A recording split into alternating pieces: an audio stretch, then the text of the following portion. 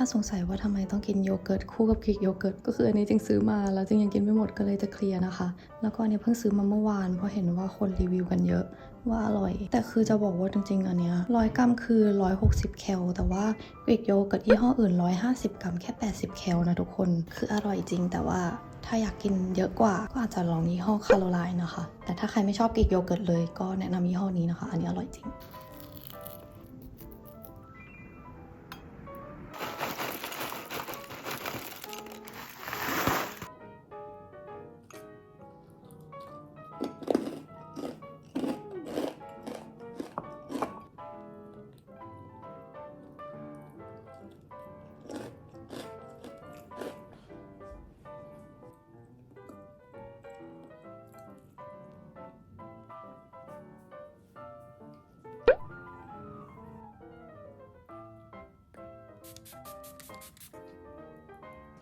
Good morning นะคะทุกคนวันนี้เรามาพร้อมกับ self care vlog อันใหม่และจริงจะเล่าความตลกให้ฟังก็คือจริงๆอะคลิปนี้จริงแพลนว่าจะเป็น self care vlog แบบตื่น7 โมงทำ breakfast ออกกำลังกายให้ทุกคนดูอะไรอย่างนี้เพราะว่าปกติจริงจะออกกำลังกายแค่ตอนกลางคืนแต่เรื่องมีอยู่ว่าสัปดาห์ที่แล้วจริงเป็นงูสวัสดนะคะและตอนนี้จริงก็ยังรักษางูสวัสดอยู่ด้วยการกินยาฆ่าเชื้อวันละ5 เวลาถ้าใครไม่รู้เนี่ยคืองูสวัสดมันเป็นโรคที่เกิดจากเชื้อประเภทเดียวกับอีสุกอีใสถ้าสมมติว่าใครเคยเป็นอีสุกอีใสแล้วเชื้อมันยังมีอยู่อะไรเงี้ยบางทีถ้าภูมิตกเครียดพักผ่อนน้อยงูสวัสดก็สามารถขึ้นได้สัปดาห์ที่แล้วมีวันที่จริงทำงานตั้งแต่แบบ10 โมงยันตี4:30อะไรเงี้ยวันต่อมาก็คือเป็นงูสวัสดขึ้นเลยนี่ก็เลยพักผ่อนกินอาหารเฮลตี้แต่ว่า side effect ของการเป็นงูสวัสดก็คือเอฟเฟกกับเส้นประสาทคือของจริงอะเป็นตรงนี้จริงแบบเจ็บเส้นตรงหัวไหล่แล้วก็พอจริงเป็นตรงนี้ด้วยอ่ะมันเจ็บเส้นตรงนี้ไว้ทุกคนจริงลองออกกำลังกายไปวันหนึ่งละแต่พอยกเวทอ่ะรู้เลยว่ายกนานไม่ได้มันเจ็บนั่นแหละทุกคนจริงก็เลยแบบฟื้นฟูร่างกายตัวเองดีกว่าบางคนอาจจะเป็นที่ลำตัวเป็นที่ใบหน้าซึ่งถ้าเป็นที่ลำตัวเขาก็จะแบบรู้สึกเจ็บเส้นประสาทที่เอวอะไรอย่างนี้เหมือนกันแล้วก็ถ้าใครเป็นที่หน้าบางทีมันมีโอกาสเสี่ยงที่จะเป็นหน้าครึ่งหนึ่งซีกหนึ่งขยับไม่ได้อะไรเงี้ยแต่ว่าพวกนี้ก็คือต้องแบบดูแลตัวเองดีๆทานวิตามินบำรุงระบบประสาทแล้วก็จริงโดนงดทานหลายอย่างมากนะคะที่เห็นจริงกินเฮลตี้เนี่ยเพราะว่าหมอสั่งงดหลายอย่างมากเวลาลงพวกโทนเนอร์แพดจริงจะชอบใช้เซรั่มไฮยาปิดตบอีกนิดนึงมันจะได้กักเก็บความชุ่มชื้นเซรั่มไฮยาควรใช้ตอนที่หน้าแบบชื้นๆเปียกๆนะคะเพราะว่าน้องชอบน้ำก็ลงวิตามินซีแอนตี้ออกซิแดนต์แล้วความลำบากตอนเป็นงูสวัสดคือจริงอะเป็นข้างหลังตรงเนี้ยนอนตะแคงข้างขวาไม่ได้แล้วผ้าห่มก็โดนแผลไม่ได้นะเพราะมันจะแสบร้อนมากทุกคนถ้าใครเห็นว่าหัวจริงเน่าๆก็คือวันนี้เดี๋ยวจริงจะไปทำผมนะคะแล้วก็เดี๋ยวระหว่างทำผมเดี๋ยวจริงจะพูดถึง hair care แล้วก็วิธีที่จริงคืนชีพผมจริงนะคะว่าจริงทำอะไรมาบ้างจริงๆมีไม่กี่อย่างเลยแต่ว่ามันเป็นทริคที่ดีแล้วก็เคยพูดไปแหละแต่คนก็ยังทำไปเรื่อยฉะนั้นเดี๋ยววันนี้เราก็จะมาพูดถึงเรื่องผมกันอีกทีนึงแล้วก็กันแดดวันนี้นะคะคือทุกคนจะบอกว่าตั้งแต่จริงลองใช้อันเนี้ยจริงใช้มาทุกวันเลยอะขออนุญาตรีบทากันแดดก่อนนะคะเพราะว่าถ้าใครสังเกตดูหน้าจริงกะเริ่มขึ้นเพราะว่าแดดมันลงมาในห้องจริงเยอะมากจะให้ดูความสมูทของเขามันเป็นกันแดด daily use ที่แบบเนื้อดีมากทุกคนมันพอทาไปอะมันจะแบบชุ่มชื้นแต่ว่ามันจะเซ็ตตัวแมตต์แล้วไม่เหนียวแล้วก็คุมมันผิวคือนี่ทากันแดดจริงจังมากเพราะว่าอยู่เกาหลีกะไม่ขึ้นเลยกลับมาไทยแล้วกะขึ้นนี่นะคะกันแดดตัวใหม่ของ Skin Sista อันนี้ชื่อว่า Ultra Block Hybrid Sunscreen นะคะ SPF 50+ PA+,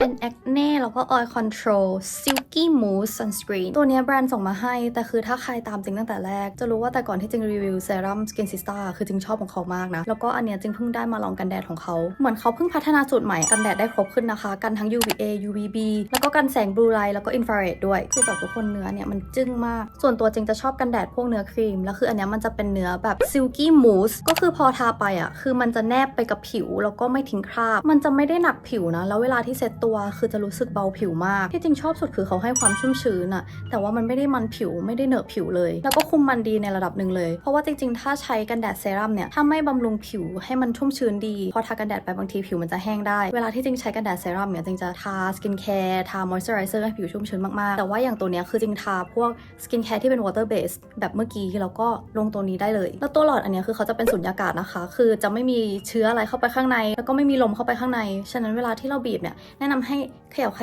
ให้เขาลงมานิดนึงแล้วก็บีบมันก็ออกนะคะแพคเกจจิ้งแบบนี้คือเราสามารถใช้ครีมได้จนแบบหยดสุดท้ายอันนี้คือจริงทาซ้ำให้ดูอีกรอบนะคะถ้าสังเกตเวลาที่ทาไปอ่ะคือเขามีความปรับให้ผิวดูเรียบเนียนขึ้นแล้วเท่าที่จริงใช้มาสัปดาห์กว่าคือเขาไม่เมือกไม่หยาระหว่างวันเลยฟินิชมันจะมีความฉ่ำๆแบบนี้แต่ว่าสบายผิวมากแล้วคือเขาไม่เป็นขุยจริงๆทุกคนเอานิ้วรูปอย่างนี้ก็ไม่เป็นขุยตบคูชั่นทับก็ไม่เป็นขุยเป็นกันแดด everyday คุมมันกันสิวทาแล้วสามารถออกแดดได้เลยนะคะเพราะว่าเขาเป็นกันแดดแบบไฮบริดยิ่งใครที่เป็นมนุษย์ออฟฟิศเป็นฟรีแลนซ์หรือใครที่ทำงานหน้าจอคอมบ่อยๆแบบจริงเนี่ยก็เหมาะมากนะคะเพราะว่าแสงสีฟ้าเนี่ยคือต่อให้มันไม่ได้ทำให้ผิวเราไหม้แต่ว่ามันสามารถทำให้ผิวเราแก่ก่อนวัยในระยะยาวได้แล้วก็ตัวเนี้ยเขามีไฮยาไมซ์นะคะเป็นสารเติมความชุ่มชื้นให้ผิวเราแข็งแรงด้วย Ultra Box Tab หลอดส้มอันนี้เขาก็มีทั้งแบบหลอดแล้วก็แบบซองขายนะคะหลอดนี้มีขายที่วัตสัน Shopee Lazada ส่วนแบบซองก็มีขายที่ CJ เลยแล้วก็ตัวนี้เขาไม่อุดตันผิวนะคะไม่มีน้ำหอมแอลกอฮอล์พาราเบนใครมองหากันแดดที่ใช้ได้ทุกวันใช้ได้ทุกสภาพผิวคุมมันดีๆแบบไม่หนักผิวก็แนะนำเป็นตัวนี้เลยเปลี่ยนมุมมานั่งแต่งหน้านะคะเมื่อกี้จริงยืนแล้วจริงเมื่อยคุชชั่นวันนี้นะคะจริงลองตัวนี้แล้วจริงคิดว่ามันเวิร์กใช้ในสภาพอากาศประเทศไทยก็โอเคมากๆนะคะผิวดูสวยจริงใช้เป็นเบอร์19ถ้าใครแต่งหน้าแล้วมันเป็นขุยๆออกมาบางทีต้องดูว่ามันเป็นที่สกินแคร์ที่เราลงหรือเปล่าหรือว่าเป็นที่กันแดดอะไรอย่างงี้ไหมเพราะว่ากันแดดบางตัวคือตีกับทุกตัวตีกับสกินแคร์ตัวอื่นตีกับคุชชั่นอะไรอย่างเงี้ยลงแป้งนิดนึงนะคะจริงๆบางวันจริงก็ไปทำผมแบบไม่แต่งหน้านะคะถ้าแบบไม่ทันจริงๆหรือว่าจะกลับมาแล้วก็ถ่ายคลิปอื่นแต่ส่วนใหญ่จะไปแบบแต่งหน้าเพราะว่าหลังๆเจอคนดูที่ซาลอนบ่อยมากจริงแบบไม่ค่อยออกจากบ้านบ่อยแต่ที่ไปบ่อยมากๆก็คือซาลอนนะคะรูทีนแต่งหน้าพวกเบสอะไรอย่างงี้จริงก็ไม่ได้ต่างจากเดิมโดยเฉพาะคิ้วนี่คือแต่งเหมือนเดิมทุกวันจริงๆใน TikTok ต่างประเทศมันจะมีแสแลงที่เขาเรียกว่า eyebrow blindness นะคะง่ายๆก็คือถ้าทุกคนย้อนกลับไปดูตัวเองตอนปี 2017-2016 อะไรเงี้ยก็จะเห็นได้ว่าเราเขียนคิ้วได้แย่กว่าปัจจุบันกันมาก เหมือนเทรนด์ตอนนั้นมันจะต้องแบบคิ้วเข้มเป็นทรงเป๊ะๆหัวคิ้วก็ต้องเป็นบล็อกอะไรเงี้ยเขาก็เลยบอกว่ามันคือ eyebrow blindness นะคะก็คือเราอะมองไม่เห็นด้วยซ้ำว่าคิ้วที่เราเขียนไปมันแย่มากวันนี้จึงอยากลอง blush อันนี้คือคลิปที่แล้วจริงลอง2สีอื่นไปแต่ว่ามันก็ยังเฉยๆแต่เดี๋ยวเราจะมาลองสีนี้ดูปุ๊บปุ๊บปุ๊บปุ๊บปุ๊บอุ้ยน่ารักสีน้องแบบละมุนมากซึ่งวันนี้จริงแต่งหน้าแบบว่องไวจริงก็จะทาไปสีมันจะมีความแบบนูดนิวทรัลโอ้ดูแบบเป็นคนดีอ่ะอ่อนโยนไม่ฆ่ามดปัดไฮไลท์ชุบเดี๋ยวลองพาเลตใหม่ Etude ด้วยลงสีนี้จริงๆแบรนด์หลายๆแบรนด์คือส่งเครื่องสำอางบ่อยนะคะแต่ว่าด้วยความแบบชินมือจริงก็หยิบแต่เครื่องสำอางเดิมๆมาใช้โอ้นี่คือพอจริงไปอยู่เกาหลีมานานป่ะมันเลยแบบทำให้จริงแต่งหน้าเบาลงมากลงสักอีกสีหนึ่งไม่งั้นเดี๋ยวคนจะงงว่าแต่งอะไรแต่งทำไมลง Dolly Eye ใช้อันนี้นิดนึงแล้วกันตาขนตาปัดมาสคาร่านะคะลองมาสคาร่า20 Wendy นะคะขนตายาวมากอันนี้ก่อนจับช่อ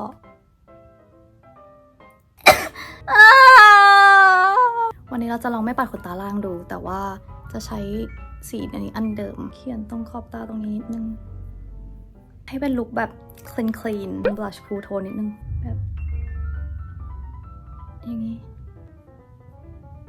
แล้วก็ลงทินอันเดิมขอความเห็นใจนิดนึงนะคะเพราะว่าจริงแพ้ลิปเยอะเติมลิปอีกสักสีหนึ่งลุควันนี้นะคะใส่แบบนางเอกเรื่องไหนก็ไม่รู้เอาฟิตวันนี้เป็นแบบชิลๆคือแผลจริงอยู่ตรงเนี้ยจริงก็ไม่อยากให้คนเห็นแต่ว่าถ้าใส่แขนยาวเลยก็กลัวจะอับแต่อันนี้คือมันยังมีแบบมีความระบายตรงนี้ได้ไปทำผมกัน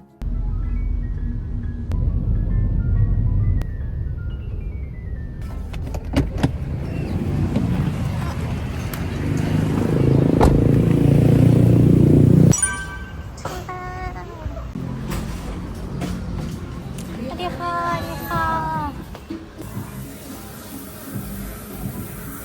วันนี้จริงพกไมค์มา จะได้เสียงเบาๆในร้านคือวันนี้จริงมาทำดีท็อกหนังศีรษะแล้วก็เล็มผมนะคะมันหนังศีรษะช่วงนี้แห้งแต่อันนี้จริงก็ทำทุกๆแบบเดือน2 เดือนอยู่อันนี้ที่จริงทำมันคือแบบดีท็อกซ์เอาพวกสารอะไรที่มันอยู่บนหนังหัวออกไปลดมันลดรังแคจึงไม่ค่อยมีปัญหาหนังศีรษะขนาดนั้นแต่เหมือนสัปดาห์ที่ผ่านมารู้สึกว่าแบบเห็นมีรังแคนิดๆหน่อยๆก็เลยแบบโอเคมาทำดีท็อกดีกว่าแล้วก็จริงๆถ้าสมมติเราผมร่วงอะไรเงี้ยมันก็เกี่ยวข้องกับการดูแลหนังศีรษะของตัวเองด้วยมาเดี๋ยวเราจะมาแนะนำเรื่องแฮร์แคร์กันนะคะอันนี้คือผมเมื่อปี2 ปีที่แล้วของจริงแล้วก็อันนี้คือผมปัจจุบันนะคะมันดูดีขึ้นเยอะมากเมื่อ2 ปีก่อนจริงกัดสีผมเยอะมากนะคะเพราะว่าอยากลองหลายๆสีผมเนาะแต่ด้วยความที่จริงเป็นคนผมอยากซกก็ยังต้องใช้ความร้อนแบบหนีบผมม้วนผมอะไรเงี้ยซึ่งมันก็ damage ผมมากกว่าเดิมคือการฟอกผมอะมันทำให้ตัวผมมันเปราะมากอยู่แล้วแต่ที่เกาหลีเขาฟอกแบบไม่ปราณีนะคือที่ไทยเราจะเว้นโคนก่อนแล้วก็ฟอกตรงผมที่เหลือแต่ที่เกาหลีคือเขาฟอกโคนก่อนแล้วค่อยฟอกผมที่เหลือโคนทิ้งไว้นานมากทุกคนฉะนั้นผมมันก็จะแบบเปราะกว่าเดิมแล้วช่างเกาหลีที่จริงทำด้วยอะเอาจริงๆก็คือช่างแบบผมตัวเองก็ขาดแบบเหลือแค่อย่างเงี้ยก็มีเป็นจุกเหมือนกันไอดอลเกาหลีอย่างเงี้ยคือเราอาจจะเห็นว่าเขาทำสีผมสีสันแล้วผมดูสวยคืออย่างแรกคือเขาใส่แฮร์พีซนะคะอย่างที่2ก็คือจริงๆผมเสียมากแต่ว่าช่างก็เสกให้ผมดูสวยได้ฉะนั้นอย่าเชื่อสื่อมากกัดผมฟอกผมทำสีผมยังไงผมก็เสียแต่ว่าถ้าฟอกบ่อยๆผมเสียเยอะสุดแต่ถ้าสมมติว่าเป็นแบบโรเซ่ที่ทำผมบลอนด์ตลอดชีวิตคือเขาฟอกเป็นสีบลอนด์แล้วเขาก็อาศัยเติมโคนอย่างเดียวมันก็ยังดาเมจผมน้อยกว่าเพราะว่ามันไม่ใช่การแบบฟอกทั้งหัวหลายๆครั้งถ้าเราฟอกสีผมอะเวลาทำสีสดใสสีมันก็จะเฟดแล้วบางทีมันเฟดมาเป็นสีที่เราไม่ชอบอย่างเงี้ยอีกเราก็ต้องทำสีวนลูปไปฉะนั้นตอนนี้ที่จริงทำก็คือแบบโอเคย้อมสีธรรมชาติเป็นสีเข้มไปเลยตอนที่จริงฟอกสีผมสิ่งที่จริงใช้ตลอดก่อนสระผมก็คือ Olaplex No. 3 นะคะอันนี้สามารถหมักได้ตั้งแต่10 นาทียัน3 ชั่วโมงแล้วก็ทรีทเมนต์ที่ดีที่สุดที่จริงอยากจะแนะนำเกตคีปมาก็คือของ Unove นะคะอันนี้จริงใช้มาประมาณ7 หลอดแล้วดีมากทุกคนมันขายที่เกาหลีใช้แล้วแบบผมนุ่มแต่ทั้งนี้คือตอนนี้คนอาจจะเห็นว่าสภาพผมจริงดีมากๆอันนี้มันเป็นเพราะว่าจริงไม่ได้กัดสีผมแล้วก็จริงทำทรีทเมนต์บ่อยแล้วอยู่บ้านจริงก็ใช้ทรีทเมนต์ Unove แทนครีมนวดแต่ความผมสวยอันเนี้ยคือผมยังขาดอยู่นะคะจากการที่จริงฟอกสีผมมาหลายปีแล้วก็จริงเคยเมนชั่นไปว่าเวลาที่จริงสระผมจริงไม่ได้ใช้เล็บไม่ได้ใช้นิ้วตัวเองในการเกานะคะจริงใช้เป็นแปรงหวีก็ค่อยๆนวดหนังศีรษะไปแล้วก็อีกสิ่งที่จริงใช้คือพวก hair tonic แล้วก็ทุกคนแชมพูลดผมร่วงที่ดีมากๆคือของ Vichy The Cause นะคะแล้วก็อีกสิ่งหนึ่งที่จริงพูดไปในคลิปก่อนหน้านี้แล้วว่าจริงทำทุกๆ 3-4 เดือนก็คือ Keratin Plus Treatment คือจริงทำที่นี่จริงเคยทำ Brazilian Blowout แล้วหัวรีบมากทุกคนตอนนั้นคือผมแบนจนแบบเสียความมั่นใจไปหลายเดือนจริงก็เลยแบบมัดผมตลอดแต่ว่าถ้าทำ Keratin Plus Treatment อะมันจะเป็นแบบลดผมชี้ฟูนะคะมันจะไม่ได้เหมือนเป็นการยืดผมให้ผมเรียบแป้จะม้วนจะอะไรก็ไม่มีปัญหาอันนี้จริงทำมาประมาณ3 หรือ 4 ครั้งแล้วมันดีมากเพราะว่าพอทำแล้วจริงใช้ความร้อนกับผมน้อยลงมากๆแล้วสภาพผมก็เลยดูดีขึ้นแล้วที่สำคัญที่สุดคือต้องทานโปรตีนให้พอนะคะตอนนี้คือออกกำลังกายแล้วก็ทานโปรตีนเพียงพอผมก็ร่วงน้อยลงบางคนอาจจะมองว่าแบบเราก็กินอะไรก็กินอะไรเงี้ยแต่เราต้องดูสารอาหารที่กินด้วยพักเบรกด้วยแซนด์วิชชิคเก้นเพสโต้เอามะเขือเทศออกเพราะว่าตอนนี้ต้องงดมะเขือเทศด้วยพี่แบ๊กกินอีกชิ้นนึงทันปะทันตอนนี้กินได้สบายไม่เป็นไร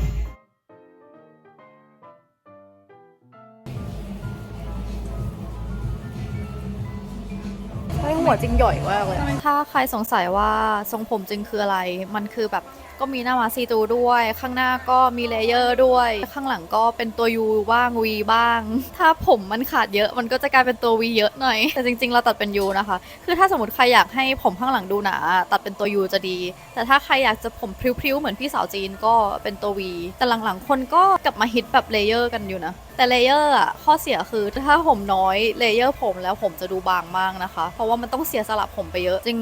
มาตัดที่นี่ตั้งแต่กี่ปีแล้วพี่แพรน่าจะ4 หรือ 5ป่ะเกินเพราะว่าไอหัวแรกที่จริงมาหามันคือหัวทองที่แบบโดนตัดชุบอันนี้มาอะไรเงี้ยอันนี้คือ evolve มากแล้วจริงคิดว่าถ้าเคราตินคลายหมดผมจริงก็เมอร์เมดเนี่ยแหละอากาศไทยมันจะชื้นบางทีแบบเจอแดดเยอะผมก็ดูกล้านฝนเยอะผมก็ฟูเหมือนแบบยายโกะแล้วนางเอกจะเป็นแบบแบ๊วแบบงู นางเอกโก๊ก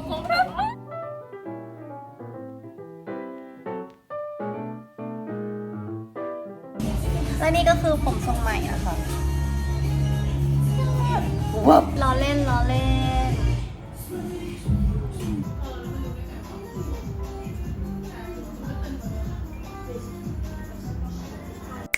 กลับมาที่บ้านนะคะ พร้อมผมสลวยสวยเก๋มาอยู่ในห้องครัวกันเพราะว่าเดี๋ยวเราจะแนะนำเมนูเฮลตี้อีกเมนูหนึ่งนะคะจริงทำบ่อยมากช่วงนี้ นั่นก็คือแพนเค้กนะคะแต่ว่าจริงทำเวอร์ชันเฮลตี้ฉะนั้นเดี๋ยวเราเตรียมวัตถุดิบกันกล้วยสุกหนึ่งจริงๆเป็นงูสวัสด์หมอเขียนมาว่าให้งดไข่ว่าผู้ใหญ่หลายๆคนเขาก็เชื่อว่าไข่เป็นของแสลงแต่ทีนี้พี่จริงที่เคยเป็นงูสวัสด์แล้วหายแล้วบอกให้กินไข่เยอะๆฝรั่งอย่างเงี้ยเขาก็เขียนว่าควรกินไข่เพราะว่ามันเป็นแหล่งโปรตีนจริงก็ไม่รู้จะเชื่อใครแต่ว่าก็กิน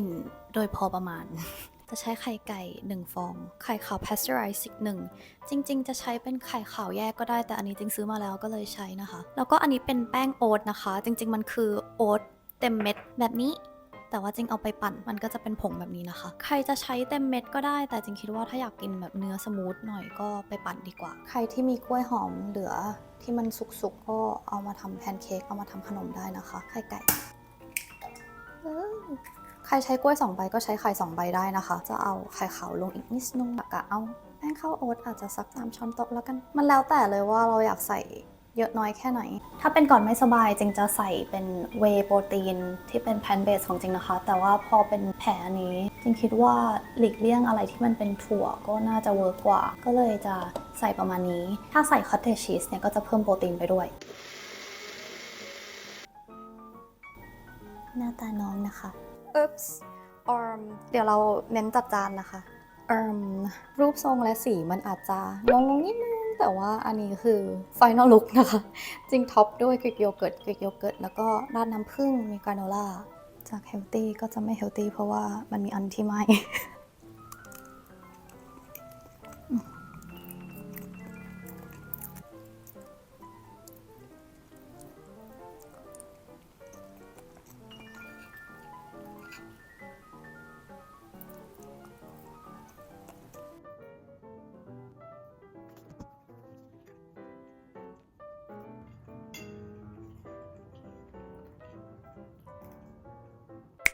โอ้ my god ทุกคนนี่คือ3 ทุ่มแล้วจริงฟิตติ้งชุดแล้วก็จัดกระเป๋าไปสิงคโปร์แต่คือแบบรอบนี้ไม่ได้แบบซื้อชุดใหม่ทั้งหมดอะไรเงี้ยก็เลยมีท่อนบนไม่มีท่อนล่างอะไรเงี้ยจริงก็จัดชุดนานมากและอันนี้ก็คือมีประชากรสิวขึ้นมาจุดหนึ่งนะคะคาดว่าเป็นเพราะผมจริงอาจจะสกปรกเองแล้วมันก็แบบโดนหน้าอะไรอย่างงี้แต่คือทุกคนจะให้ดูว่าหน้าก็คือยังแมตต์มากอยู่นะข้างจมูกมันมีมันนิดนึงแต่ว่านอกนั้นคือหน้าแมตต์มากเหมือนกันแดดตัวนี้คือคุมมันดีดูสิผิวแบบยังเนียนสวยอยู่ปกติจริงแทบจะไม่เติมเมคอัพอยู่แล้วนอกจากจะแบบมีรอยสิวแล้วคอนซีลเลอร์อาจจะหลุดไปอะไรเงี้ยอันนี้คือเมคอัพตั้งแต่ตอนเช้านะคะคิดว่าเซลฟ์แคร์ต่อไปก็น่าจะเป็นเกี่ยวกับหัตถการแล้วเพราะว่าจริงว่ามันได้เวลาแล้วคือนี่จริงออกกำลังกายสม่ำเสมอมากอย่างที่จริงบอกก็คือจริงจะเวทแล้วก็คาร์ดิโอนะคะจริงมีแนะนำไปในคลิปนี้แล้วก็อัปเดตล่าสุดจริงก็แบบมีเล่นท่าแขนกับไหล่ด้วยแต่ตอนนี้คือแขนขวามันค่อนข้างจะเดี้ยงก็เลยแบบ